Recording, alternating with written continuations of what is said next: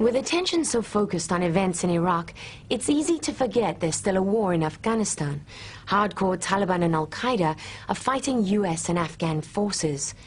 What you don't normally see are the hidden battles being waged by American Special Operations troops, like the US Navy SEALs.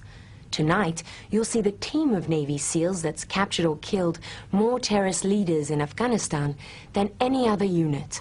The SEALs are traditionally so secretive that no journalist has ever been allowed to go with them into combat, until now. There's a chance of maybe 30 guys being there. If there is, there could be a big firefight. We will not. It was night at their base in southern Afghanistan.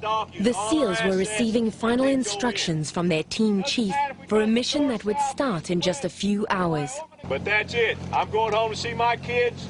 You guys are going home to see yours. We're not going to... Their plan was to go after a mid-level Taliban commander, but new intelligence had just come in that compelled them to switch targets at the last minute. A possible location for this man, Rosie Khan, the most powerful Taliban commander in the south of the country.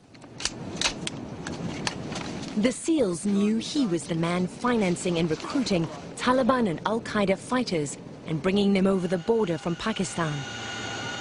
We flew in with army pilots from the National Guard right into the heart of the Taliban insurgency. 1 minute! As we approached, people in the village would be able to hear the pounding chopper blades, so the SEALs prepared to take fire and braced for impact. The SEALs immediately surrounded the village to stop anyone trying to escape into the nearby mountains. We got any update from the Apaches? The team commander was in radio contact with his men. I want to get a couple of snipers up on the high ground there and there just to look down. I see a guy up on the mountain there. What's that? I see a guy 12 o'clock from me, just up the hill, about 100 meters up the hill. He's walking up the hill. They'd spotted a lone man heading away from the village, but no one knew then if he was the person they were after. The Apaches dropped flares to mark the man's position. We got to get him. That's probably him. All forces, it's important that you hold your positions at this time. We're going to take him out with the Apaches. But before the team commander could give that order, he lost contact with the Apaches, so the SEALs on the ground returned fire and killed him. What can you tell us about the man who's down? The man that's down right now appears to be the primary target. What would it mean if you really did have this guy? It would be huge.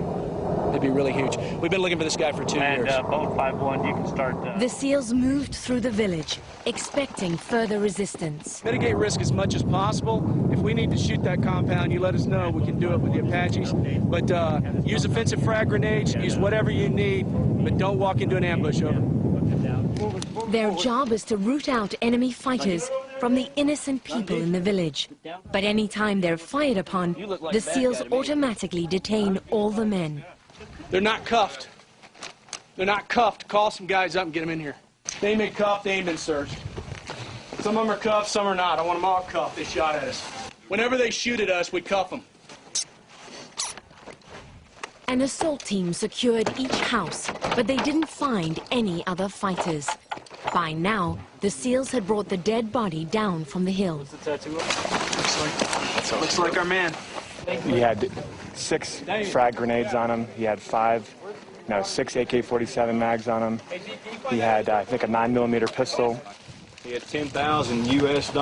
And then he's got a stack about half an inch thick of Pakistani rupees. And that is an extreme amount of money in this type of environment. In an isolated little village in the middle of nowhere like this.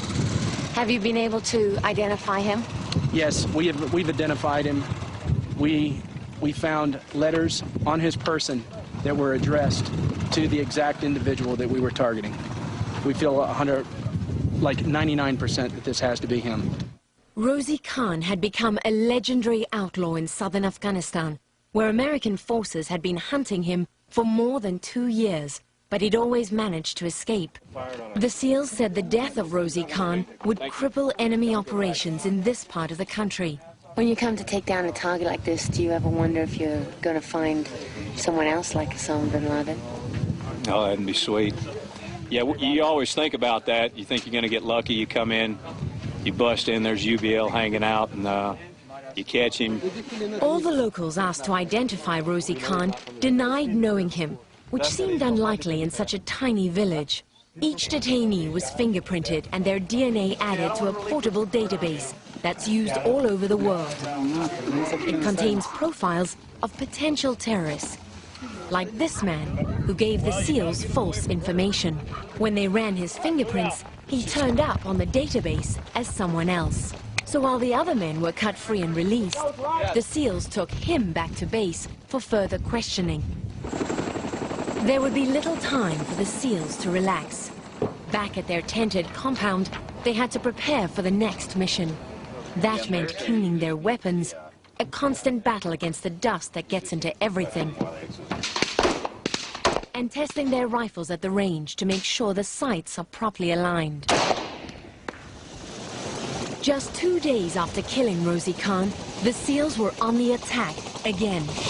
They'd heard Rosie Khan's lieutenants were meeting in this remote village. That they potentially may be in this compound, so they're probably trying to regroup themselves and get some leadership established. So we're trying to take advantage of the opportunity and going in and either capturing them or killing them also. But if these guys are smart, if they've learned anything by now, they won't try and run.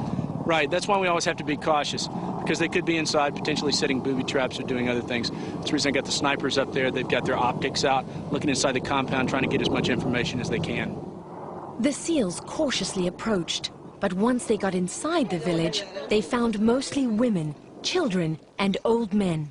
There were no obvious signs enemy fighters had been there, until they started searching. What are you looking for? Looking for anything electronic, batteries, wires, any kind of bomb-making material as well. Do you ever find weapons in these boxes? Weapons, opium, knives, yes. RPG rounds. That's exactly what turned up in this search. RPG rounds, complete with grenade launchers. These rocket-propelled grenades are a sign that, although everything looks peaceful and normal in the village, when you scratch the surface and start to search around, you find evidence that there have been people here who are not just simple farmers. When they questioned people, the SEALs found out they'd missed the men they were after by just a few hours. So was this a wasted effort? Oh, no. They're really never wasted efforts, because when you come in here, what you do is you disrupt. Like, we know that they've been watching us while we've been here.